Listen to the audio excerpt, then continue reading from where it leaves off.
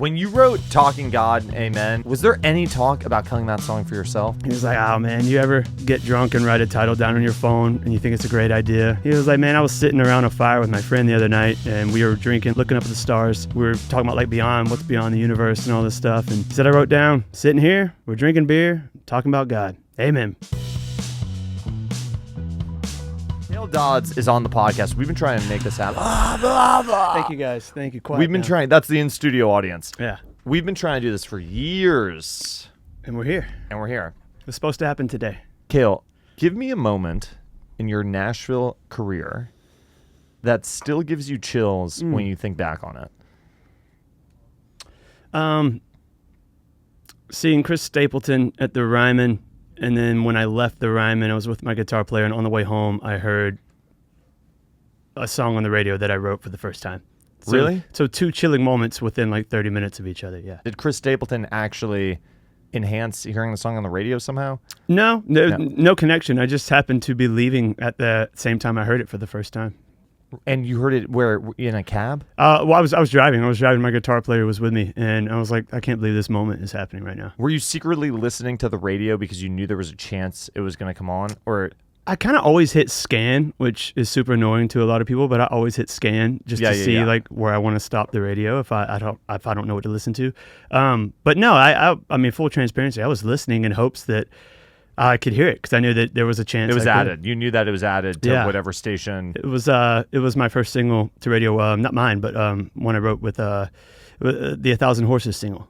So Drunk Dial. Drunk Dial. Yeah, and I heard it for the first time after leaving the Ryman, which was, I think, my first time being at the Ryman too, which is crazy. Maybe not, but it was my first like show there. So really, yeah, it was awesome. That's a great story, actually. It was fun. How young were you when that came out? I don't know, this is maybe 2016. So what am I now? I don't know. I was like I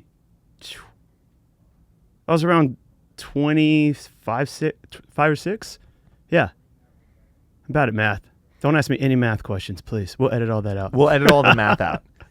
How much did you think that song was going to change your life, and did live up to expectations, or did getting a song on the radio not live up to the career expectations that you thought it would the first time around? No, it did. I was living in a garage at the time when it went to radio, so it got me out of the garage. So it definitely... How does it get you out of the garage? Because then you signed a publishing deal. I signed a publishing deal. I saw, obviously a little money from that song. I own my publishing on that song because I signed a deal. Or I didn't have a publishing deal at the time, so I signed a publishing deal after that song. So, it changed my whole life. I mean, I was able to get different co-writes. I got obviously a great a publishing deal after that, and was able to get into a place outside of a garage that actually had running water. Did you have to sign over the publishing for that song? No, just admin. Just admin. So you still own the publishing for that? Well, my part of it, yeah. I mean, it was a 4-way song. Right. Yeah. Do you still see checks from that? I feel like that song must still not like you would think, but I mean, we're talking almost 10 years ago, right? So yeah. And it got to like 20, I think. So I mean, it wasn't a number one song, but I mean, it did well. But I'm very grateful for it. I mean, don't get me wrong, that song absolutely changed a lot of things for me. Why'd you turn down the first publishing deal that you got when you came to town? You were offered a deal and you turned it down. Why'd you turn it down? It didn't feel right. How'd you have the confidence to do that? Man, one of the biggest things that I learned when I moved to town that I heard over and over again, and I still believe in it to this day, and I've learned it the hard way, which has also served me very well, is trust your gut.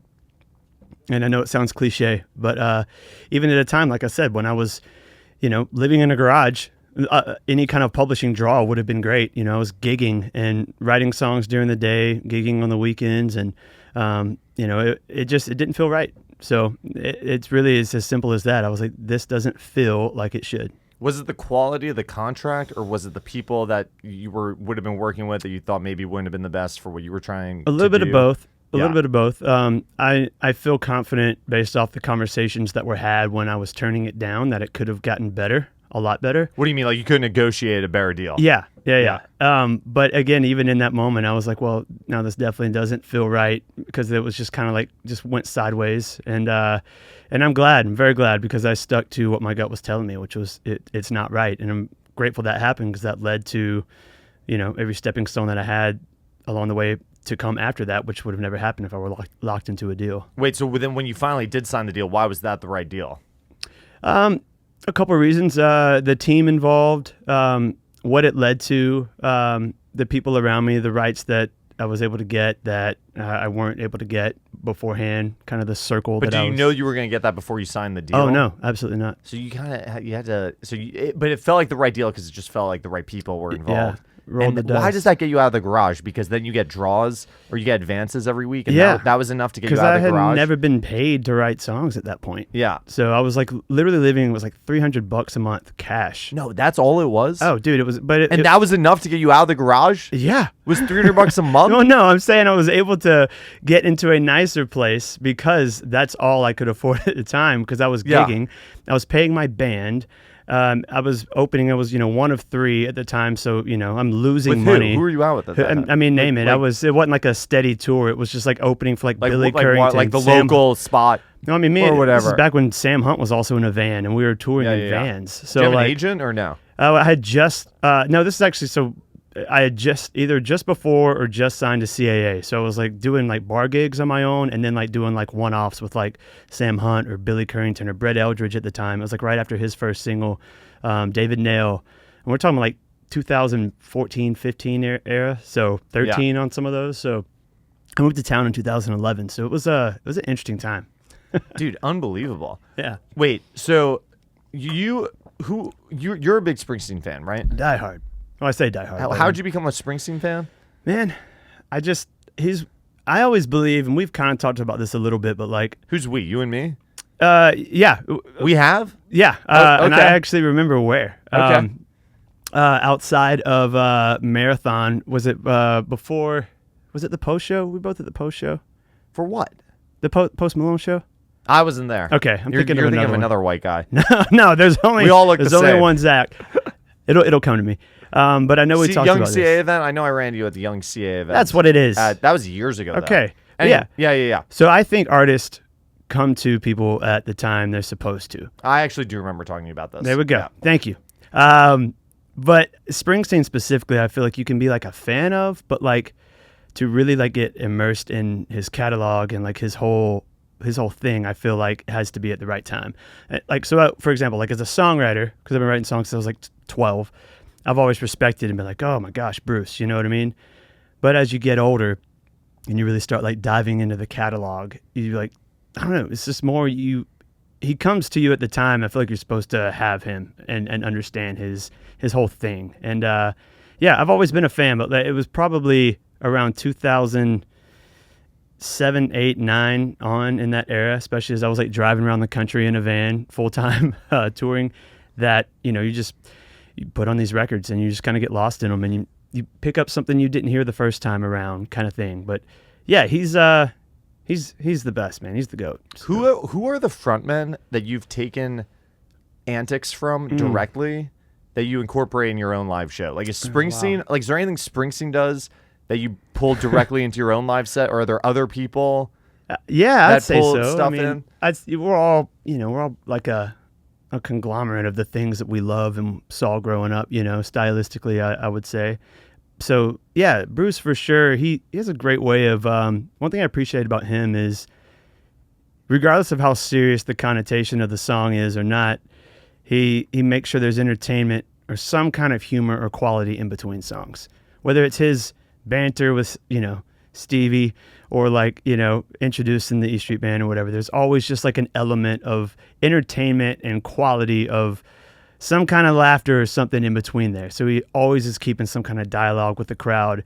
And I appreciate that because to me, guys like that, guys like Butch Walker, who's one of my favorites as well. He's great. Super entertaining in between songs as well as during obviously the song. And so there's an element of that to me of which there's nothing wrong with going out there and just playing your hits and doing the thing, but like a show to me that has always been like up here, like the upper echelon of a show are the guys who bring it with their band and the songs, obviously, but it's the in-between. Like Matt Nathanson. I don't know if you've ever seen him live, but I've never seen him live. It's what just does he do? It's a comedy show. I mean, and that's not to say you have to be funny in between songs every song, but like Matt could just go on tour and just talk. And he's kind of an outlier because he's just that funny, but like he cares about the in between as much as he does the actual song, and I appreciate that a lot because those are always the shows to me that have like stuck out, you know. So do you, when you're playing, how scripted is everything that you're going to say between songs, or do you just think in your head, be entertaining, and you try to pull something out in between everything?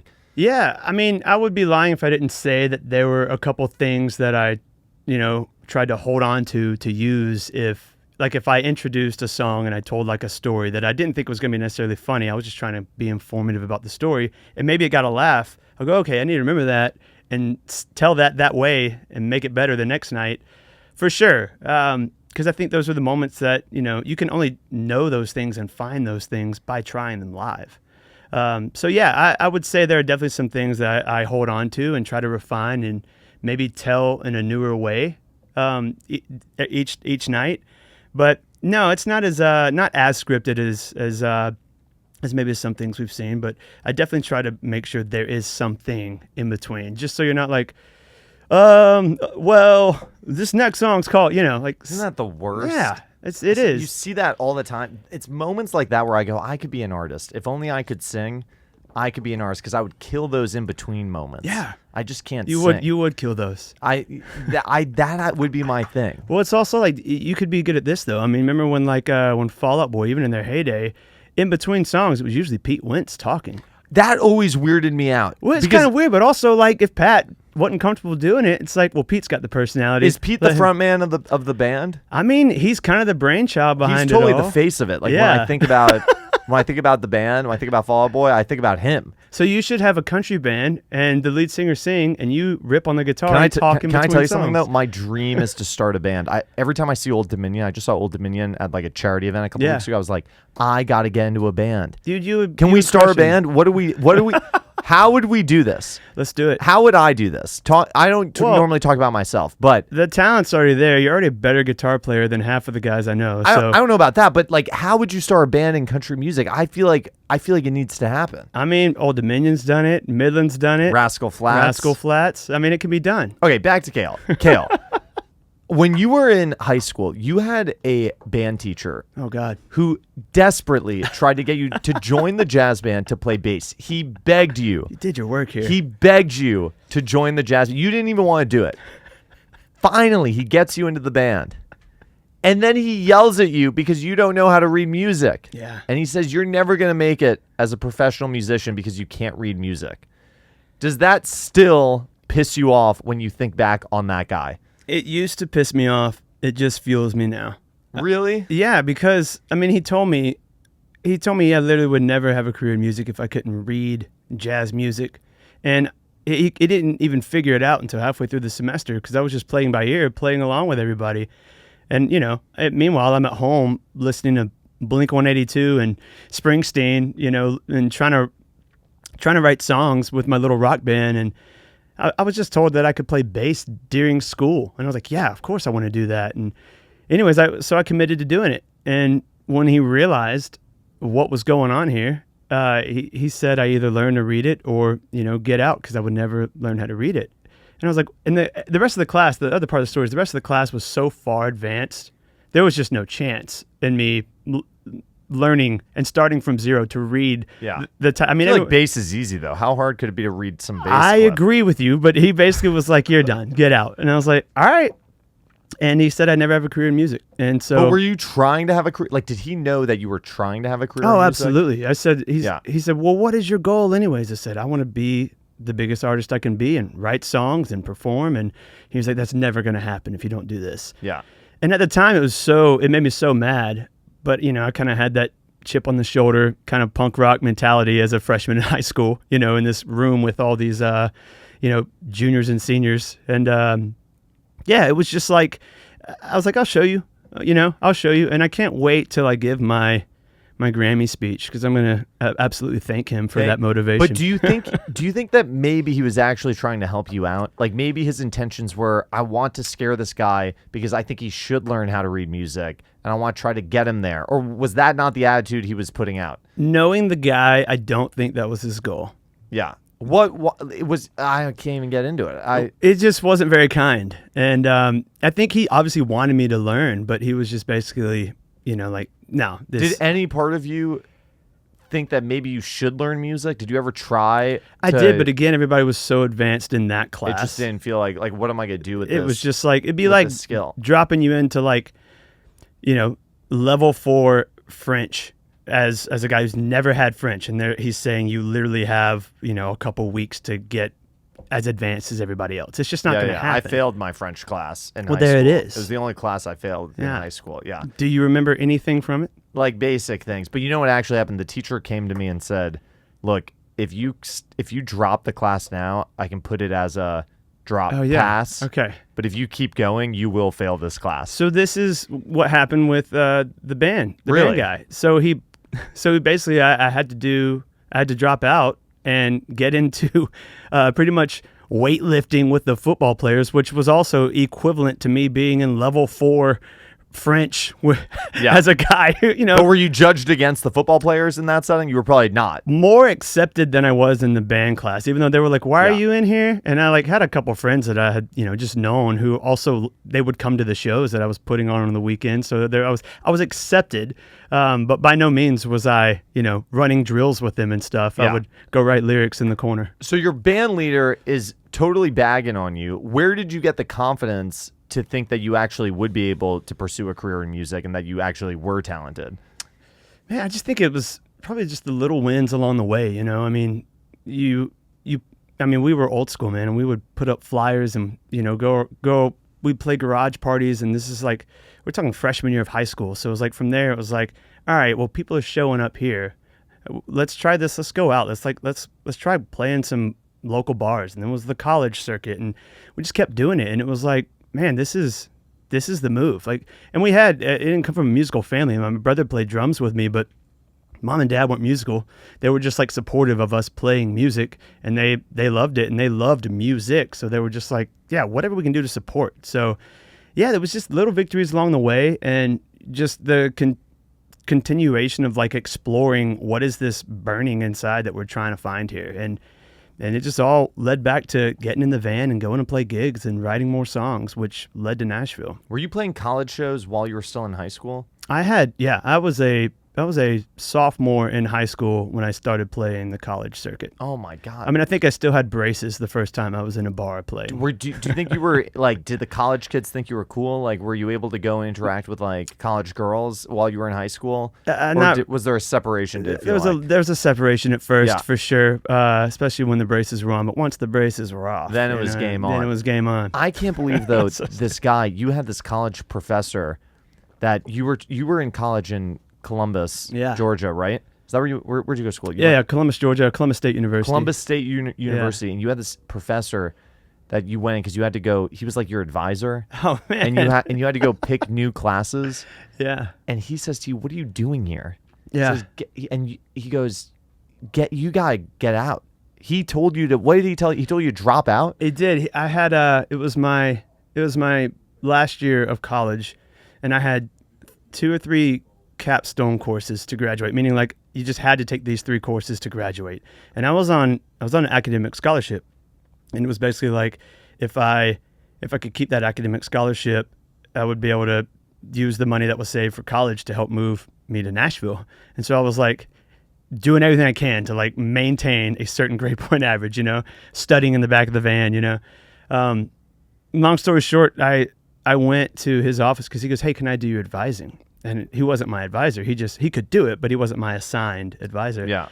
I was like, yeah, great. And he was just really cool, kind of a younger guy. And I sat down with him. He goes, "All right, man, you're done." No, that's what he said? I said, "You're done." I said, "What do you mean?" He goes, "You're done." He said, "Great work. You're done." And I said, "Well, I've got 3 capstone courses to graduate." He goes, "You're wasting your time and you're wasting mine. Go to Nashville, follow your dream. College will always be here. Don't wait." And I was like, was that good advice? I mean, couldn't you have just finish those classes and then come to Nashville? That's what my dad still says to this day. Did you ever go to Belmont or no? No. So you never got your college degree. I never get my college degree. And your dad still says that to this day? Still to this day, he'll say, you could still get that piece of paper. I'm like, for what? For what? Wait, I can't believe, is this true? On the first gig you ever played, what'd you get paid? Like $100? Maybe. And your dad took out the gas money? And he took out, is that true? He did, but he was doing it to teach us a lesson. I don't know, though, because I feel like, don't you think it's great to have a little bit of money and then you can figure out what to do with the money and save it? For sure, but I'll never forget that lesson because it was like 4 of us in a band and we get $100 and we go, great, 25, 25, 25, 20. And my dad was like, no, because again, we're young. We literally can't drive. My parents pulled a trailer and drove us to the gig. Yeah. And it was a great lesson for all of us because he goes, y'all made $100. It took 50 in gas to get here. He was like, you guys also ate, so here's another 30, and he just did the whole thing, taxes, and we were like, oh man, we got a long way to go here. But I'm so grateful for that. And don't get me wrong, he gave us the money afterwards. He just showed. He just showed, hey, this is not reality. This is reality. If you want to make a living doing this, you have to remember this is reality. And we all just sat there like, oh, we need to make more money doing this before we actually make money. Right. Wait, so your teacher tells you, this advisor tells you, he says you're done. Yeah. And he says, go to Nashville. And how quickly after that did you end up moving to Nashville? Did you go, thank God, you go, yes, this is what I've been waiting for in my life. This is a sign. Is that what you thought? Or did you think, this is insane. I can't I definitely thought it was insane. But it was probably 6 years. No. Yeah, 6 years, 7 years after he told me no, that it couldn't happen. Wait. It took you 7 years to move to Nashville? No. Sorry, when my teacher told me no, that I would never write songs for a living or whatever. Oh, no. I'm talking about this advisor. When the advisor says, hey, you're done, move to Nashville, drop out of college. How long? 4 months. And I started looking that day for because I thought I had to go to a whole another semester, which I technically did. Yeah. So I was like, all right, during that semester, I'm going to start looking for places to stay up here. I think that day I started looking for places up here because I knew that I wasn't coming back the next semester. So I went home that day, told my parents. They were not stoked. And I started making phone calls just to anybody and everyone I knew that even lived close to Nashville if I could like rent a room or something, you know what I mean? So see, okay, I wanted to drop out of music school so badly. Yeah. But my parents, not that they could have had any real control over me, but they wouldn't let me. And they said, just graduate and then you can do whatever you want with the rest of your life, but just graduate.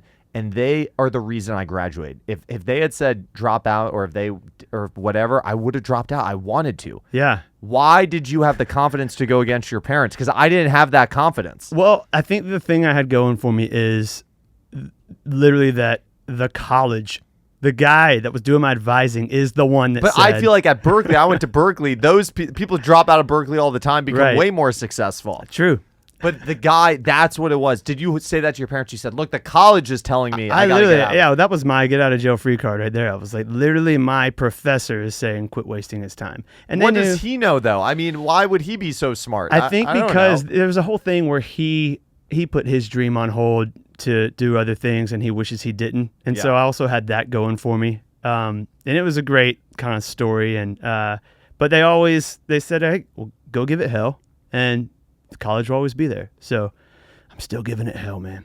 Okay, you have released music in the major label system and somewhat independently, but with like major distributors. What are the tips to navigating independent releases and releases in the major label system?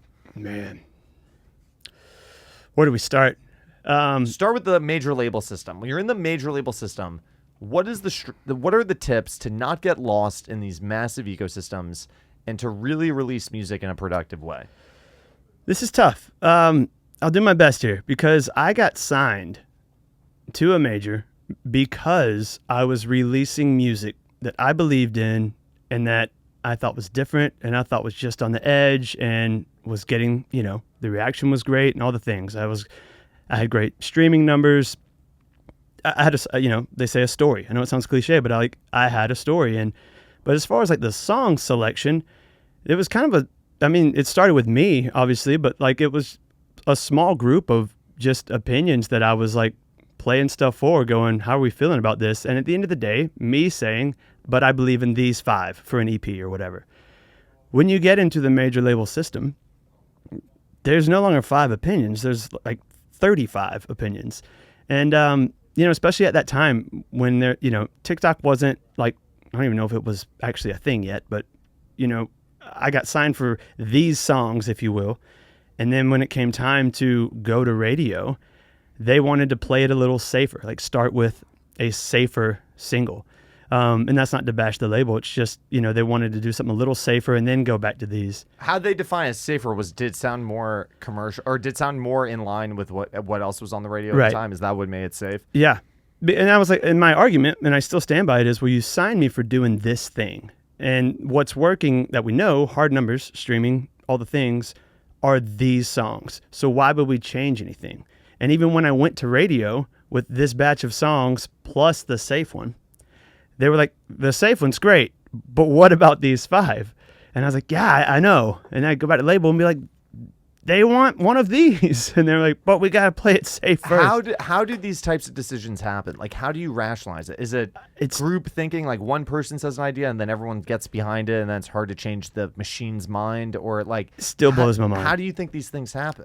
I don't know, because especially when you have all the people, like from the people on my radio team to me to the PDs to everything, saying like, hey, here's our feedback. Like, this one's good, but these are great. Like, how do you ignore that? And I still don't know. Like, why would you not go with one of those if the radio is saying, but we love those, Yeah. So I don't know. I did my best. I never went with anything that I felt like was like off-brand or wasn't me. So at the end of the day, I wanted to rest on that. But I definitely, the thing that I believed in the most was the thing that got me signed.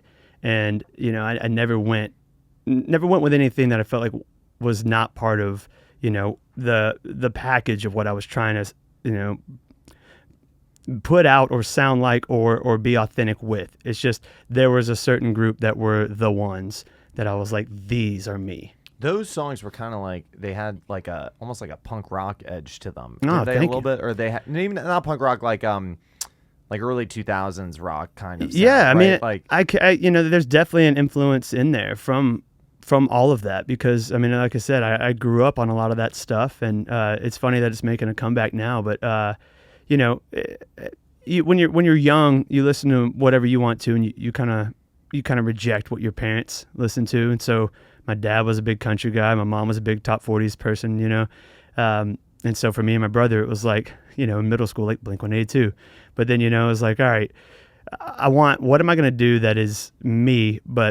And I've always loved the country and top 40, but you don't want to like it because your parents like it at the time. Yeah. Especially as I started really writing songs, though, it's like, man, the stories in country and like the lifestyle, just the theme of a country song is something I could play at 20 or 60. You know what I mean? And so there's just this thing there, this like longevity, this timeless like feel of a well-crafted lyric that to me always is what like is the interweaving of like a lifestyle song in country that I've always kind of gravitated towards. When you look back though on that, do you think there was someone that hindsight's always 2020, but is there someone that you should have gone to their office and just slapped them straight across the face and said, we're putting out one of these 5 songs and then walked out?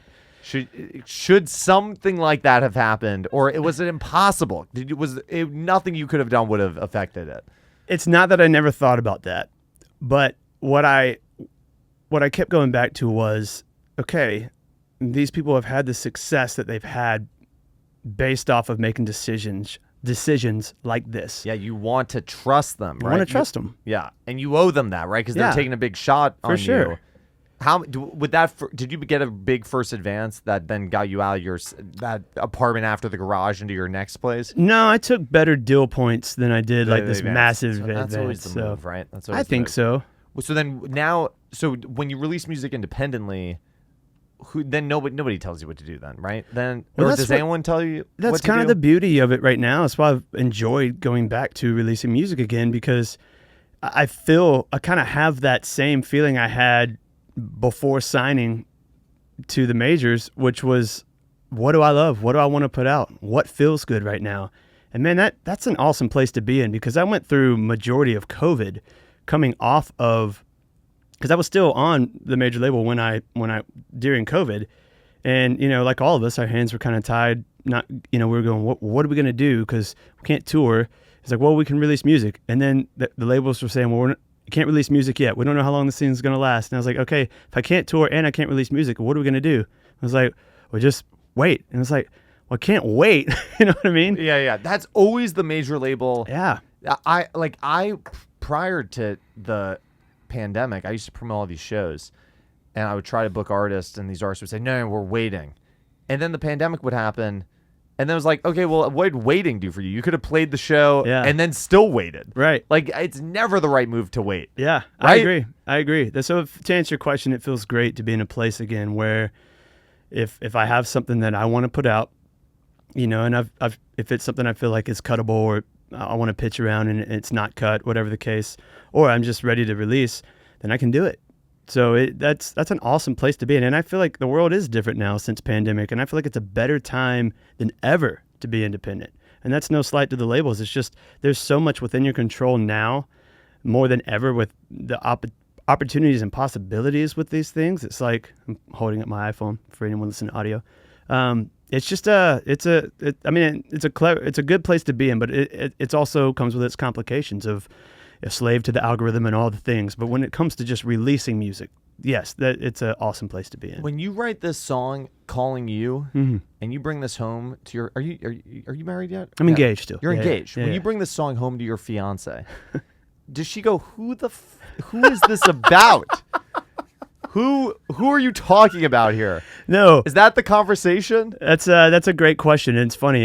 The day that I released that song, our mutual friend, Mr. Jeremy, texted me and was like, great song, man. Very bold move as a guy who's planning a wedding right now. Planning a wedding right now. I can't be the only one thinking this. No. But to answer your question, we kind of had the conversation a long time ago when we started dating of, hey, look, not every song that I write is going to be a love song. I know, but it still has to make you think, why are these ideas and where is he getting these ideas from? They have to come from somewhere. You gotta pull from your well, Just because you say that. Is it about a past relationship, or is this a totally made up concept that you just had? I wouldn't say it's totally made up. I think I have found, and this is to answer your question, I've found the things that work best for me, whether it's somebody has cut it or it's a well-streamed song for me or whatever, are the lyrics and are the moments when I am pulling from something either very specific to my life or an actual detail, even if I change the detail a little bit. So I'd be lying if I didn't say I was pulling from the well of experience in the past to craft that lyric. But at the same time, there were some things changed, and with my co-writers as well, throw in a little bit of their past in there as well. So, which is the beauty of co-writing, obviously. But yeah, no, it's kind of I've kind of looked at it as like I'm looking at because I'm releasing singles, and each of them feel like a yearbook picture to me right now. And it's kind of like, in what way? Like that's where I was at that time. Okay, yeah. And as much as you and I were talking about albums before we started, and it's like I love the thought of like a 12-song record that you can just put on start to finish, and that's like it's a body of work. You can read the liner notes and all the things, but that's also kind of not where we are today, and I realize that, and I feel like I'm looking at singles right now as a yearbook picture of just this is where I am right now in this time.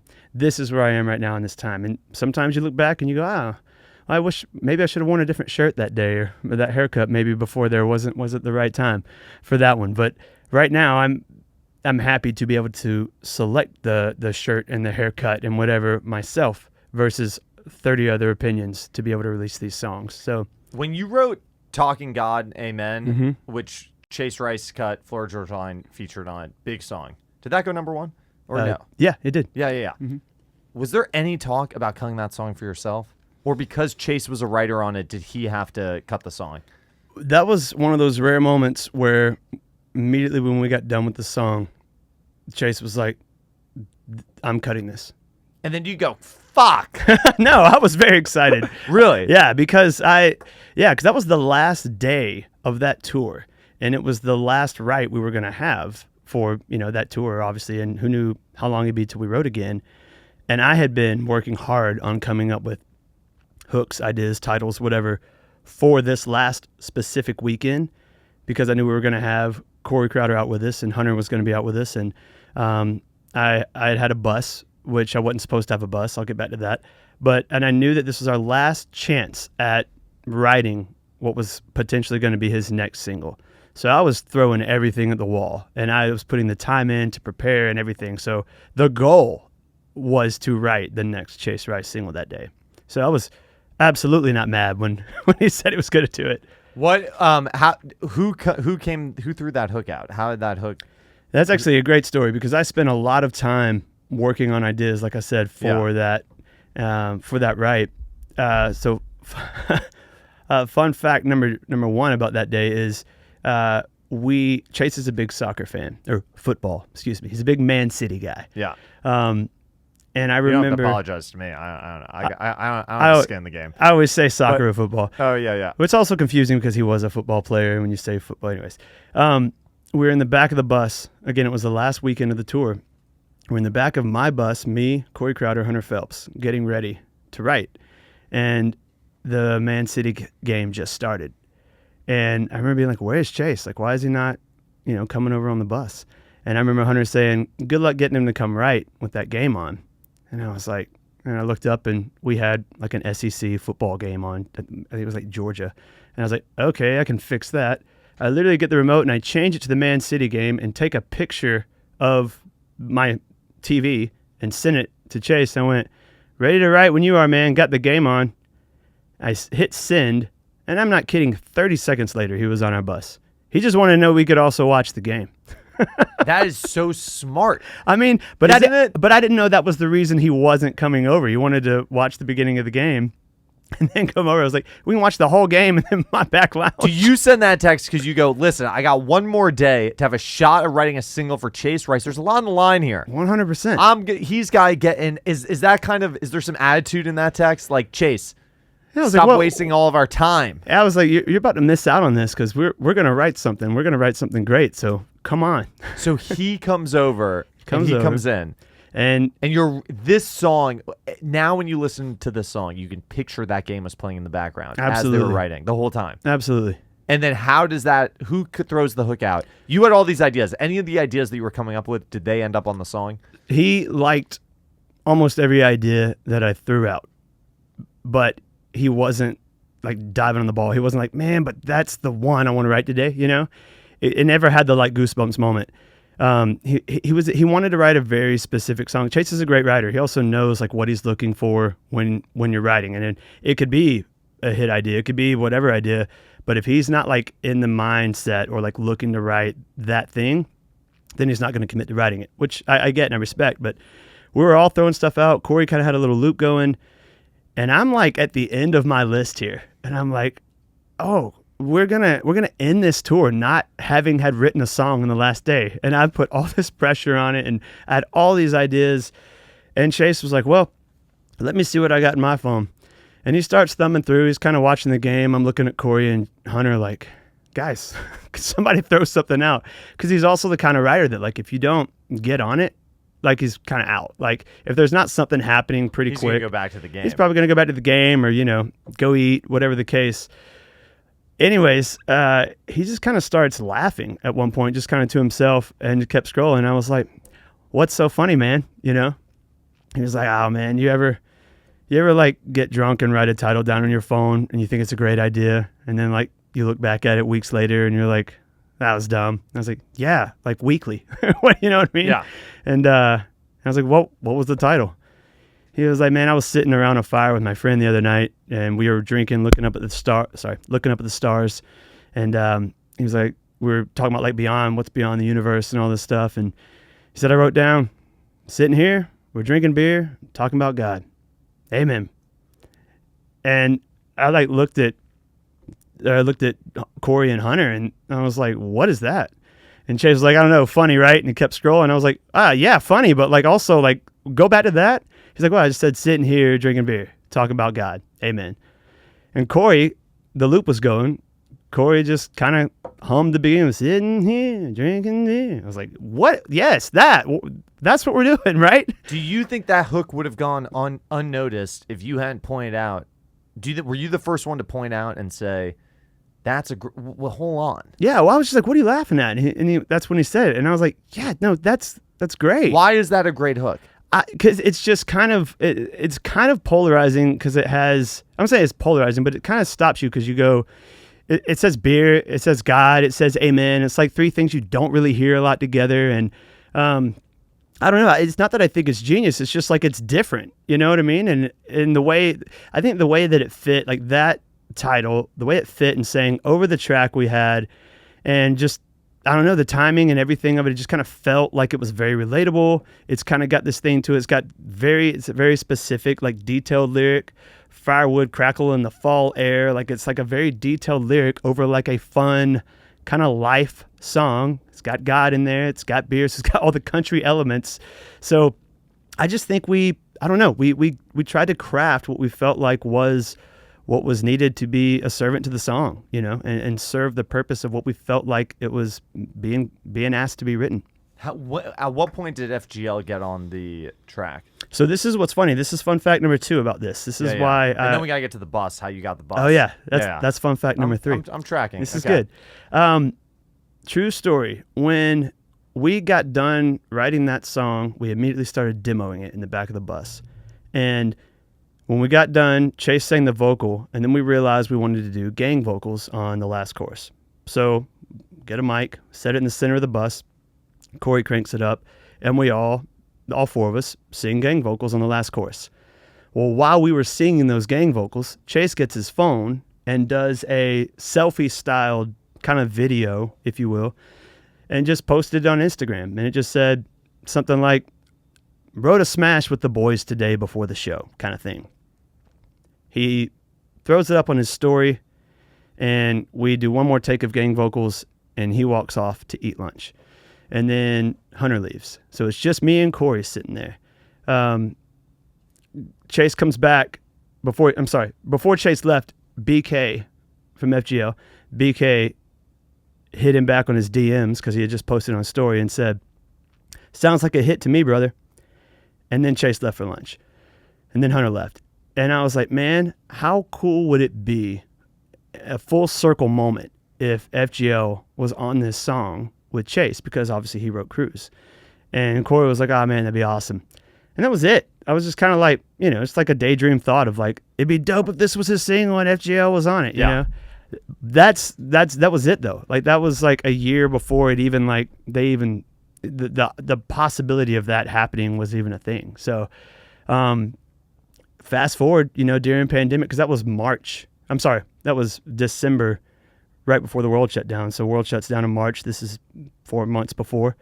World shuts down, and you know, they're working on his next single. And then I remember I was at my manager's office at the time. Nobody was in the building. I would go up there by myself during pandemic because literally nobody was in the building. And I would just work on stuff to get out of the house, you know. And I remember getting a FaceTime from Corey and Chase, and they had just got done recording the vocals for this song, the master. And they were like, check this out. And I'm sitting there at this piano working on something, and I'm like FaceTiming with them. And the second verse comes in, and I was like, well, that's not Chase's voice, and it's Tyler singing. And I was just like, wait, what? I didn't know. You know, I was like, that's FGL. And that was a really cool moment. I'll never forget it. And I hung up that phone call, and I called my business manager to tell her that we're going to be okay, because the bus story I was going to tell you ties into that. Because I was told I should not take a bus out on that trip, because as an opener, you're not making enough money. So expensive, yeah. You're not making enough money to have a bus. I was losing money having a bus out. But I knew if I had a bus out, I could have Corey out to set up a studio in our back lounge, and Chase would want to come right on the bus. Not on his. We're not set up in a green room. I knew that he would want to do that. And it just made all the sense. I was like, you know what? This is an investment. I'm doing it. So I was told not to do it, and I was going to lose money. I was like, fine, I'll take the L. It's not going to happen if we don't. Fast forward a year, when I was sitting there at that piano, I called my business manager and I said, hey, that day, that weekend of those 2 shows, you told me not to take a bus. I just got the next single for Chase, and it's going to be featuring FGL. And I think that investment's going to pay off from that. That is so smart. So when you're texting Chase, you go, "Hey, I got the game on." You're like, "Chase, I need to pay for this bus." You don't understand, dude. I need you to get your butt over here, or else I'm done. I'm gonna be finished. My business manager is gonna drop me. You were like, "I need you in this bus." Yeah, I was like, "You don't get it." You I'm don't literally losing money as we sit here. Oh my God. Got to bet on yourself is the moral of the story. You have to bet on yourself. You have to bet on yourself. Yeah. Cale Dodds in the studio. We're here. New music coming soon? What's New going music coming soon. Yeah. I've got three or four masters in the can. I'm working on more. I've released 3 since May. Yeah, man, I'm just writing a lot with and for other people right now, and that's kind of the season I'm in, and it's great. And I'm earmarking some songs for myself that I'm working on. I've got a little bit of a rollout plan for 2025. Going to continue to do that. I've got a couple more singles coming out with some other artists I'm excited about. A couple film and TV things that I'm excited about and working on as well. It's been good, man.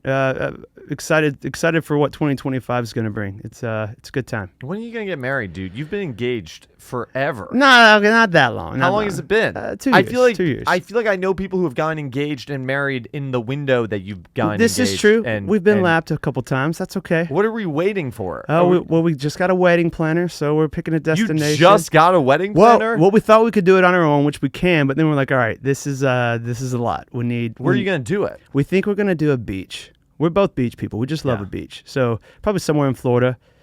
So everyone's going to have to go to Florida. All your friends and family are in Nashville. Who doesn't want to go to Florida? I don't spend that much time in Florida. I couldn't even tell you much about Florida. All right, I'll scratch your name off the list then. There's no way. Nope, you just said it. There's You're no out. way I was ever going to be invited send a text to this right wedding. now. I know. Take Zach +1 off. I got +1 too. There's no way I was getting invited to this wedding. There's no way. If I did get invited, I'd be there. But there's no way. We should do a podcast before I walk down the aisle. Is Jimmy Pemberton invited to the wedding? He's now taking your spot since you just took yourself off. That's fine. He can go. He could be my +1. He's gonna be officiating. This is gonna be a great wedding. Who's gonna officiate? Because you officiate. We have a mutual friend, Jeremy Gold. We do. Who was your manager? Is your manager? Do you guys still work together? We still work on some stuff together. Yeah. But not technically my manager. You guys are still great friends. You officiated his wedding, or you didn't officiate? I didn't officiate it. I hosted it. Yeah. Yeah. That was a time. That was a lot of fun. Yeah. That was great. You're the perfect guy to do that. Thank you. I think I prepared don't know more if for that. Jeremy would be as good returning the favor. I think he would crush it. Oh my God! Is he gonna be the host, or we don't know yet? I'm asking you to commit to a lot of things on air. This is it. Well, I've made more life decisions in the past 5 minutes than I have in the past 5 months. Arguably, yes. Cale Dodds on the podcast. What have we left out? What's been unsaid? What have we not covered? Man, I don't know. Do not leave this and go, oh my God, we should have talked about this, or we should have plugged that. Cale is out every day writing songs. He's writing with other artists. He's writing for himself. You were asking me. We were talking about like 90s rock stuff earlier, and I was going to save this for the pod, but we were talking about just kind of like that 90s era of rock, which this is more of a 90s country era of rock, but it ties into the Scotty McCreery song that just came out. Oh, yeah. Song called Can't Pass the Bar. And he was almost done with his record. And I remember I was writing with Brent Anderson that day, and I was like, okay, but what does Scotty need? Like, if the record's pretty much done and he's going to cut one more song, what does he need? Like, what does he want, And basically went in and talked to Frank, who produces him as well. And Frank Rogers. And shout out Frank, the Spirit Crew. Frank said that, he's like, man, Scotty loves, like, if we could do like a TROUBLE, or if Be My Baby Tonight, like that kind of like feel. Like the Ronettes? Like that's like the Travis Tritt. Like also like not Be My No, not no. Sorry. Not that. Not that one. Man, what a recall though. What a pull. But we basically put on these songs and it was like, all right, what's the common theme, the common like thread between these songs? And it was like basically this tempo and this feel and this kind of like this blues rock chord progression. And Brent had this hook, which was great. And it's like a rapid fire lyric, like a very much like a shotgun approach, like a barn burner country 90s song. And we wrote a verse and a chorus, and took it to Frank and Scotty and finished it. And man, it's one of my favorite songs. I had to learn how to play it though, because there's so many lyrics. And that's why Scotty had it at the beginning of his set, because it takes so much, it's such a breather. By the end of it, you're like sweating. It's like you did a Peloton class. But that's why I had it at the beginning of his set, because like, man, I had to get all those lyrics and give it all the energy I had at the beginning. But it was cool, because that was a fun moment where we, like, what does he want? What is he looking for? What are a couple songs that he likes that he wishes he had that version of? That is how you find the most success, right? Isn't the rest of the time you're just wasting time? Shouldn't you only be writing songs with such intentional purposes? Like, listen, we're not going to write a song unless Chase comes on the bus right now, okay? Or maybe we will, but like, what's the point? Yeah. I'm not going to write a song. I mean, you're out there writing every single day. Yeah. But the point is, you have to be intentional, right? For sure. That's the secret. Well, my whole thing is like, how can you hit a target you can't see? You know what I mean? Like, how can you throw a dart at a target that you can't see? And I'm not saying it can't be done, because clearly it can. You can close your eyes and hit a target. But like, if you tell me like, hey, he would love a Be My Baby Tonight, or, you know, like the Don Lewis single I just had, Liquor Talking. He came in with this, like, I had like 4 other ideas I thought were perfect for him, which he was like, man, those are great, but I really want this thing that's kind of like, and it had this kind of like Zoot Suit Riot thing to it, but like his version, which he sings with this like swag and this like confidence, like this like baritone country voice. I was like, all right, that's not at all what I was expecting to do today, but you feel like you need this kind of thing. What can I do as a writer to help keep this train on the tracks of what I feel like is the most you version of like a hitty country song? And so with Kip Williams manning the ship as well as a producer, we just helped Don like really see that vision through. But like, he came in with that like feel, that like swing kind of feel, like minory thing to it. And man, that was like the title of his album, and it was one of his most streamed songs. And I credit him for having that vision though. But again, to your point, we weren't just throwing a dart into the darkness. It was like, no, we see what he wants to do. Let's help shape that. And as a writer who's also an artist, my job that day was to put on the writer hat and go, what does he want? What does he need? Let's help shape that, you know? So I'm with you. To your point, I love being able to have a little bit more of a narrow path for what we're trying to do. And that sounds counterintuitive, but it's that saying, freedom kills creativity. It's like if I give you a piece of paper and say, you have 5 minutes to write me an essay or a 12-page essay. You're like, on what? You're like, I don't know, go. But if I say, hey, you have 5 minutes to write me a 12-page essay on what you know about guitars and your favorite guitar and when you started playing, you're going to start writing immediately. Regardless of how good it is, you know what to do, you know? Yeah. So there's something to be said about it. I definitely love just being creative and throwing stuff out and figuring out a jumping point and maybe saving a hook for something. But man, when you have like a direction, it's just, I feel like it works most times, you know? Cale Dodds dropping some songwriter wisdom in the Chase studio. He's everywhere. A lot of this music that we've discussed is on Spotify, so you can check this out. Cale Dodds is all over Spotify with music, but some of his cuts are all over Spotify. All of the cuts are on Spotify. Pretty much all music that is released is on Spotify. Fun fact. You can find him in Nashville. Yes. If you're a new writer moving to town, you can dream about writing with Cale Dodds. Super kind. And you can put him on your list as potential collaborators to strive for. Set your bar higher, kids. And when you finally get in the room with him, it'll be monumental. And it'll be very meaningful. Yeah, what? He's pointing at me. What? I have a gift for you before you. No, I felt like you were about to close things out. Were you? I'm in the process of closing. I don't want to interrupt you, though. But no, I'm done. That's all I have to say. Well, before you do that, You really brought me something? What'd you bring? You're going to think this is random. But No one's ever given me a gift, ever. I was hoping you'd say that. No one's ever given me a gift. Not even on Christmas? No, I'm just talking about the podcast. Okay, gotcha. What do you have here? So, I don't know if you remember this, but a few months ago, it was probably a year ago at this point, I saw you.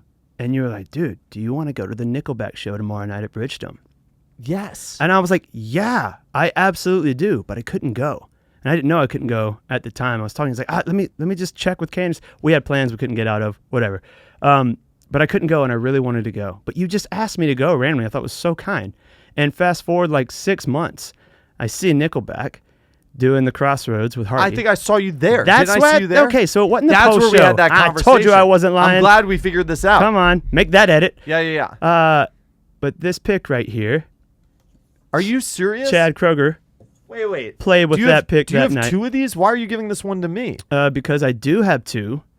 Wait. But this that is one, insane. that one he used that night of the Crossroads show. Wait, you know what's so interesting about this? First of all, if you can get a shot of that, it's a weird shape. It is. I Yeah, it blew my almost mind. Wouldn't think you would play with a pick like this. Blew my mind. That is unbelievable. Now, this one is not going to go for as much on eBay, but this is, I know you're a hell of a guitar player, so what's the, that's just one of mine. It's on your computer. It's under the computer. Wait, but this Sorry. one I could actually play. Because this is, it's right here. Because this is the shape. I like where this is going. There it is. See if we can get that on camera. That's just It's a, not going to be focused on those were my picks during the, These are I like where this is unbelievable. going Wow, tour. thank Yeah. you. Yes, sir. I like where this is And going. only in Nashville, you have a guy hosting an incredible podcast that's, a better guitar player than most people you write with every day. So I don't know about shout that, out but to you. is there any better feeling than throwing guitar picks out into an audience? No, especially when you just nail someone right in the forehead that wasn't expecting it. And I did that all the time. I had these great moments when the last time I was on tour. There was a part in the set where I'd come forward and give a guitar pick to yeah. usually a kid who's like Right. against the railing. What's And better than that? Yeah, oh, dude, unreal. And it's weird because, you know what? It enhances the show Yeah. because the crowd loves to see that kind of thing. I don't know why. Oh, for sure. But it's like a moment in the show. Like when I would do that, the entire crowd would erupt. Yeah. Like it's a weird thing. But so I would do that, and then most of the time I would just bend down, there'd usually be a kid in the front row. Yeah. So one night I'm going to make this move, and there's no kid. So I just go, I'll just throw it into the audience. So I throw it. Amazing throw. It's hard to throw guitar picks. You got to get it down. It's like a You've ninja got it. star. It's almost like a flick, and you need to get spinning like a frisbee. So I throw it into the audience. It hits some dude like smack in the face. Yes. The lead singer in the middle of the song starts cracking up because he just can't believe what just happened. So we're goofing about this, and I go, I'm gonna work. It's never gonna happen again. Sorry, boss. It's never gonna happen again. I swear to God, the next night. He was like, do it again. The next night. Same thing. There's no kid in the front row. I'm just going to rip this thing in the crowd. Another incredible toss. Second night, it just rips some guy in the face. And then for the second night in a row, he dies laughing on stage, in the worst way possible. And now it's a part of the show. And now now I try to bring thicker picks. This Nickelback pick might actually be a good one to really So get here's one someone for off. you. Anytime you ever have a heckler, Yeah. What's the tip with hecklers? you go up to them and you lick the pick and you stick it on their forehead. Only if they're in the front row, though, that only works. Well, right? yeah, and if they're too far away, you just absolutely just dart them, ninja star them Who's with the heckling pick. you at shows, though? So it's always the drunk guy. I mean, you don't get a lot of hecklers, but when you do get them, you got to know what to do. And And it's usually just the drunk guy who's looking for Yeah. attention, who's not even there for anybody. you know? Yeah. Someone drug him to the show. You've played, you always play, what's the bar in Ohio that's the big country bar that everyone always plays? You talking about in Miami of Ohio or Rootstown? What's The Dusty Armadillo? Is that maybe that one? No, what's the one? Is it not in Ohio? No. What's the one? Brick Street? Brick Street. Oh man, that place is fantastic. You've played Brick Street a bunch, right? When you were coming up? That's 3 or 4 times. That place is awesome. They have a built-in diehard country music fan base. Yeah. They love up and coming. It's really cool. What that guy has done there with that whole place is fantastic. I've played there one time. Oh, And okay. it was a blast. It's the greatest, right? Yeah. Well, we did that. I played with Temecula Road. Yeah. Which didn't really have a ton of fans at the time, especially in that market. Right. And we showed up and the place was packed. It was And they crazy. knew every word and all the things. Again, they I love that because they research who's coming Yeah. and let's check them out. Yeah, and then yeah. they come, No, that's It's really cool. That's a big deal. Cale Dodds on the podcast. Cale and I are gonna be starting a band pretty soon. We need a band name. He's gonna be the lead singer and frontman. And you're going to ninja star picks at people after you I'm solo. gonna play guitar and talk in between songs. and talk in between songs. Cale can talk too, though. That's what we've learned today. We've learned that Cale can talk as well. He doesn't need me. I would bring no value into this band. that we're about to start, other than just steal his musicality. Dude, thank you so much for having me on this. It's been a long time coming, and it's rare that I'm on a podcast that I listen to often, and you've done such a great job with this, so this is cool. Dude, I'm pumped to have you here. One of my OG friends in Nashville. Yeah. Cale Dodds, top first 10 people I ever met in Nashville. Through easily. Jeremy and Jimmy, Through right? Jeremy and Jimmy. Yeah. Top 10. Within the first 10 people I ever knew in Nashville, I think. I think you're on that list. I love that. And now I'm at 12 It's or only gotten 13 better from there. people. It's 12 or 13. I think I met a couple people after, and that was it. Cale Dodds, wrapping it up. Thanks for coming in, baby. Thank you for having see me. you soon. Sounds good. Wrap it.